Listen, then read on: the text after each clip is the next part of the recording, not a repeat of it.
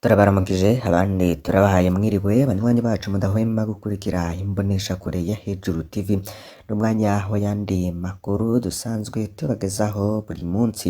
Turabaramukije rero aho muherereye hose, turi ku munsi wa kabiri ku itariki ya 4 Rusama 2023, tukaba tugiye kubanyuriramwo vyinshi ku makuru avugwa mu gatekakazina muntu hamwe n'umutekano.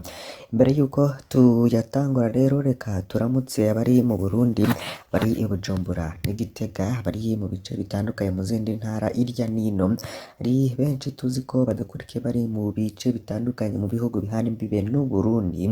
Namwe turabahaye ekaze ntimuze gucikwa, twibagiye bari ku mugabane wa Afurika hamwe no ku yindi migabane ya kure, kuko namwe turazi ko mukurikira ivyo tubagezaho. Tubatoreza inkuru zivugwa muri politike, umutekano, agatekakazina muntu, ubutungane, ibitangazwa n'abategetsi hamwe n'ibikorwa nabo, ingingo n'amatangazo bigenewe abenegihugu, bica ku mbuga ngurukana bumenyi n'ibimenyeshamakuru n'ibindi rero tuba twabatoreje dufashijwe n'amasoko yacu dufise irya nino mu nzego no mu bice bitandukanye bigize igihugu c'u Burundi.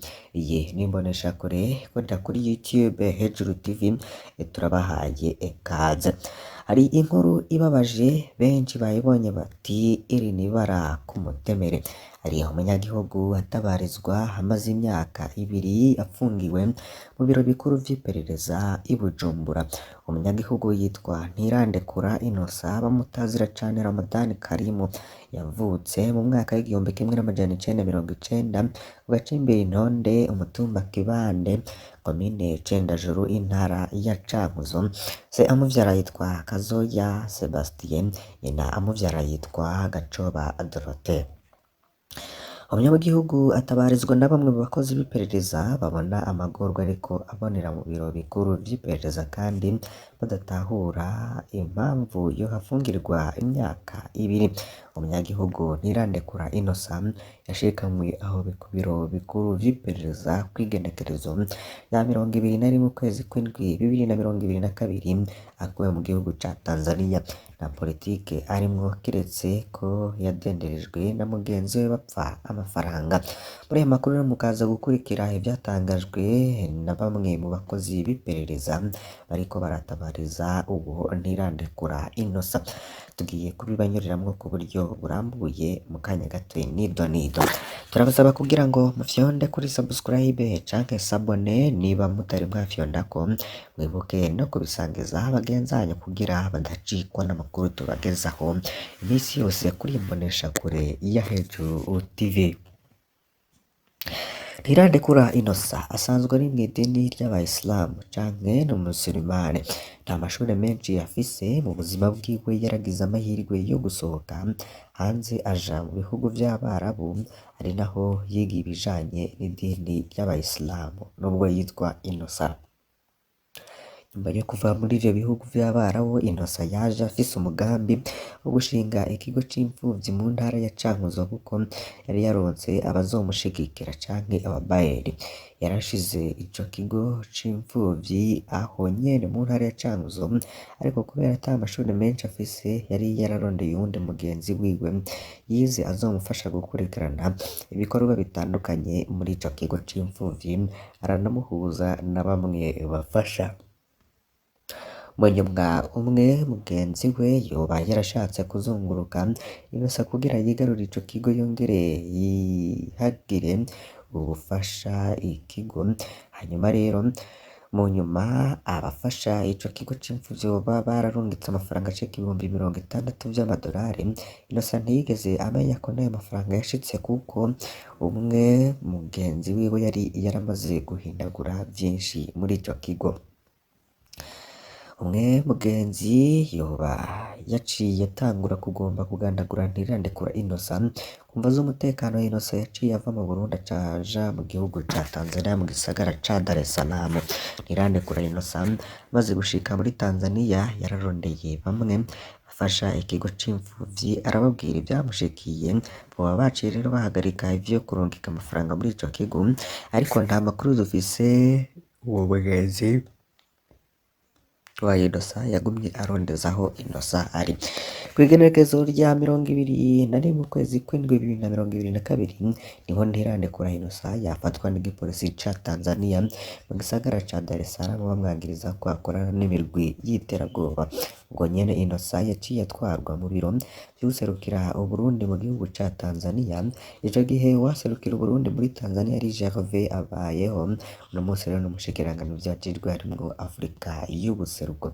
Ntirandekura Innocent agishikanwa aho mu nyubakwa y'ubuserukizi bw'Uburundi muri Tanzania, Ambasaderi Gervais Abayeho yamusavye amafaranga ashika ibihumbi 10 vy'amadolari kugira biherere muri Tanzania atiriwe arashikanwa mu Burundi. Innocent yarasiguriye Ambasaderi ko ata mafaranga yomuha kuko ata na kimwe yiyagiriza. Innocent kandi yarasiguriye Ambasaderi ko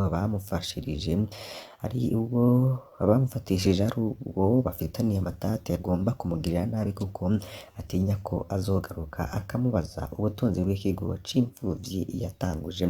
Amaze kwanga gutanga ayo mafaranga, Ambasaderi Gervais Abayeho yaciye arungika Innocent mu Burundi kuri iryo genekerezo rya 21 kwezi kw'indwi 2022. Innocent yaciye azanwa n'abapolisi ba Tanzania bamushikana ku mupaka Mabanda mu ntara ya Makamba. Polisi rero ba Tanzania bahahuriye n'utwara iperereza muri iyo ntara ya Makamba aca yakira Ntirandekura Innocent. Uwo musi nyene Innocent yaciye amanukanwa ku biro bikuru vy'iperereza i Bujumbura. Yabajijwe n'ibijanye n'imirwi y'iterabwoba bakorana kuva ashikanwa aho mu biro bikuru vy'iperereza. Maze kumvirizwa rimwe, ntarigera basubira kumvirizwa kugira afume arengutswa imbere y'ubutungane. Kandi umuryango wiwe ntuzi aho yoba afungiwe kuko ntivyakunze ko ubimenya. Amasoko yacu mw'iperereza ari mu batabariza uwo munyagihugu Ntirandekura Innocent bababajwe nuko amaze imyaka 2 aho ku cicaro gikuru c'iperereza mu buzima bubi cane yaronze biteye ubwoba.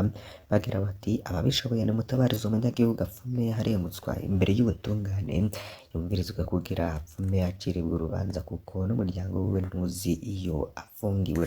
Barasaba kandi umukuru w'igihugu Evariste Ndayishimiye gufata mu minwe ico kibazo kugira arokora ubuzima bw'uwo munyagihugu Ntirandekura Innocent ariwe Ramadan Karim. Mwumviriza rero ivyamubayeho ko birateye agahinda. Iyi nkuru muyisangize kugira ngo ishike kuri benshi kandi ijwi ry'abamutabariza ryumvikane. Reka tuje mu kinyamakuru SOS Media Burundi kivuga ku nkuru zigiye zitandukanye. Hari ivyo tugiye kubagezaho byanditswe n'ico kinyamakuru. Mu Rumonge hibonekeza urudandazwa rw'abigeme mu Kigwena. Abigeme batari munsi ya 5 rero barakozweko n'urwo rudandazwa kuva mu ntango y'umwaka muri zone Kigwena muri komine n'intara ya Rumonge mu bumanuko bushira uburengero bw'Uburundi. Abavyeyi babo bakozweko n'urwo rudandazwa rw'abigeme basaba ko uwo murongo w'abadandaza abo bigeme ufutwa, bakemeza rero ko ukorera mu Burundi na Tanzania. Polisi co cemeza ko cafashe umwe mu bikekwa. Uherukanisha Nera Uwiteka umunyeshuri w'imyaka 15 yahora yiga kw'ishure shingiro rya Nyakuguma muri zone Kigwena. Kubw'abanyagihugu rero akaba agwariye muri bimwe mu bitaro vyo ku mugwa mukuru w'intara ya Rumonge kuva mu ntango z'ukwezi kwa kane. Yarakorewe amabi atagira izina muri Tanzania, afise inguma ku mutwe, ku bisusu no ku birenge. Yari yanyurujwe muri Nzero mu Kigwena ajanwa muri Tanzania aho akorera amabi y'ubwoko bwose. Niko rero bamenyesha. Ayo masoko nyene mu kwezi kwa Ndamukiza niho yatabwa kw'ibarabara mu gice ca Kigwena aho umuryango wiwe bamutoye. Amasoko mu Ntwaro mu Kigwena atangaza ko kuva mu ntango z'uyu mwaka abigeme 5 bakiri bato barajanwe mu kinyegero muri ubwo buryo nyene. Abigeme ahanini ni abanyeshure kw'ishure shingiro rya Nyakuguma na Cabara muri zone Kigwena. Igipolisi rero kivuga ko cafashe umwe mu bikekwa gukora ubwo bubisha ni Sabine Irankunda afashwe ubugira kabiri yagirizwa ico caha nyene. Abavyeyi babo bana rero barababazwa no gufata minenerwa ibijanye n'iyo dosiye isanzwe iri mu minwe y'inyamiramabi. Umwe mu baharanira agateka k'abana yavuze adatanze umwidondoro avuga ko ari umurwi witunganije neza ukora urudandazwa rw'abigeme bakiri bato, saba rero ko hoba gukorana hagati y'inzego z'ubutungane n'abajejwe intwaro mu ntara mu ntumbero yo gutuza ako karwi kemeza ko hari abarondera abo bana mu kigwena. Aba batwara rero nabo bajabukana urubibe rw'u Burundi na Tanzania nabo bagurisha muri Tanzania kugira ngo bakorerwe ayo mabi. Bamwe rero mu bavyi b'abana bashikiwe n'ayo mabi barasaba ko indongozi z'u Burundi zikorana n'izo muri Tanzania kugira ngo utwo turwi dutuzwe kandi abo bana bose hagurishijwe ku butaka bwa Tanzania bamenyekane bakagarurwa mu gihugu c'u Burundi. Inakivale mu gihugu c'u Buganda abakorerabushake ba Croix Rouge rero barahagaritse akazi. Abakorerabushake rero bidoga kubera bamaze amezi arenga 6 bataronka agashirukabute kabo. Inzu rero zahora zifashwa na Croix Rouge ziramerewe nabi. Abakorerabushake ba Croix Rouge rero bafasha cane mu bisata vy'imibano n'amagara canke mu butabazi bwihuta, barafasha cane mu kumvikanisha abubakanye bavanye kubera amatati canke ibiza. Mw'ikambi ya Nakivale barazwi cane mu kibano bigatuma abahora baronka ubwo bufasha bamererwa nabi cane. Bamererwe nabi aribo bahora baronka ubwo bufasha bashika urugero rwa 80% uravye igitigiri c'ababakeneye. Ahacu ngo nitumenye ko uyu canke uriya ari umukorerabushake canke uwundi, tubona gusa uwuduhaye ubufasha vyamugora rero akayishikiriza uwundi. Bakora neza cane, ubu rero batariko barakora turamerewe nabi, dufise ubwoba ku bijanye n'amagara yacu. Nivyo nkuko bivugwa n'umukorerabushake wa Croix Rouge iyo bari ku kivi barafasha cane kuko nkuko bivugwa barahimbarwa no gufasha mu kibano. Yo mugabo mugambi rero hadafashwemwo cane nuwo kurwanisha ingo ngo mugabo ubu nta na kimwe dushobora gukora, nta kundi naho twategerezwa gutabara bene wacu b'ababanyi nta kundi. Bikavugwa rero n'umukorerabushake avuga ko atagishobora kwambara umwambaro umuranga. Igituma gikuru ni ukubera rero bamaze amezi arenga 6 bataronka agashirukabute kabo. Turazi neza ko vyatumwe n'ingorane y'uburongozi canke umugambi utegekanya guhindukiza uwo mugambi, kandi akaba kwinjiranamwo kw'ibikorwa vya Croix Rouge na CICR mu gihugu cose c'u Buganda ngo ntidushobora rero kwiyahagurira ku busa kuko turazi ko hari amafaranga yatugenewe. Bikavugwa rero n'umwe mu bahagaritse imirimo. Iryo shiramwe rero rirahumuriza impunzi rivuga ko mu minsi mike izodadanuka nazo zikaba zijumurariwe zirindiriwe ko zigarukirwa. Ikambi ya Nakivale rero ikaba irimwo impunzi zirenga ibihumbi 140, muri zo abarundi barenga ibihumbi 33. Turabakengurukiye cane ko mukurikira amakuru twari twabateguriye muri iki gitondo. Mbasabe kugira ngo ntimuze gucikwa n'ibindi tuza kubagezaho. Iyi ni Mboneshakure ya Hejuru TV, Imana ibahezagire.